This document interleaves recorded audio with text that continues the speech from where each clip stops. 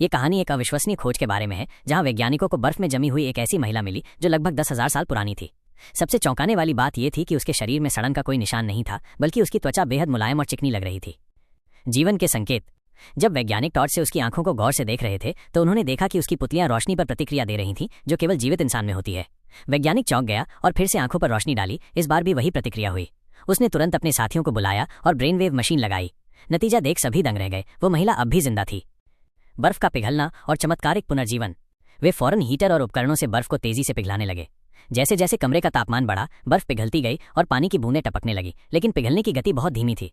इसलिए उन्होंने ग्रिल्स और अन्य ताप स्रोतों को 100 डिग्री तक बढ़ा दिया। कुछ घंटों के अंदर बर्फ पूरी तरह पिघल गई और महिला आजाद हो गई। उसका सुंदर शरीर सामने आ गया। उन्होंने उसे ऑपरेशन टेबल पर रखा और उसके शरीर की जांच के लिए उसके फर वाले कपड़े काट दिए। चौंकाने वाली बात यह थी कि उसके शरीर पर कहीं भी ठंड या बर्फ से नुकसान का कोई निशान नहीं था। जैसे ही उसे गर्मी और आराम मिला, उसका शरीर खुद से सामान्य हो गया। उसका तापमान, ब्लड प्रेशर और पल्स सामान्य होने लगे। प्राचीन रहस्य और एक अज्ञात वायरस। तभी अचानक उसने आंखें झपकाईं और सबके होश उड़ गए। वो होश में आ गई थी। सभी लोग हैरान थे कि 10,000 साल पुरानी ये महिला कैसे जिंदा हो गई।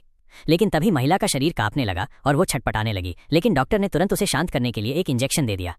जैसे ही उसका शरीर शांत हुआ, डॉक्टर ने खून का सैंपल लिया और नतीजा देखकर सब हैरान रह गए। उसके खून में अजीब बदलाव हो रहे थे, जो शायद किसी अज्ञात वायरस की वजह से थे।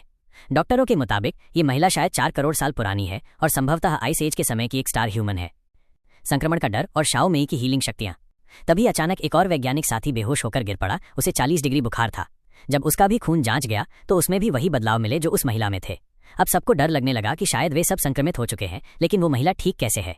उन्होंने उससे सवाल पूछे, लेकिन वो उनकी भाषा नहीं समझ पाई। मगर हैरानी की बात यह थी कि महिला ने बहुत जल्दी उनकी भाषा के बेसिक इशारे सीख लिए। तभी डॉक्टर ने गलती से उसकी बाजू उठाई और देखा कि जिस जगह पर बर्फ पिघलते वक्त घाव था, वो पूरी तरह भर चुका था। ये किसी चमत्कार से कम नहीं था। शाओ मेई का बलिदान। लेकिन इससे पहले कि वे कुछ समझ पाते, बेस कैंप के बाहर भीषण बर्फीला तूफान आ गया। तभी एक और साथी जो बाहर से लौटा था, वो दर्द में गिर पड़ा, जैसे उसने कुछ डरावना देखा हो। महिला, जिसे अब सब शाओ मेई कहने लगे थे, ने जैसे कुछ महसूस कर लिया और आगे बढ़ी। साथी की धड़कनें रुक रही थीं, तो एक और महिला छुई हुआ ने डिफिब्रिलेटर उठाया, लेकिन सबने उसे रोका और शाओ मेई को आगे आने दिया।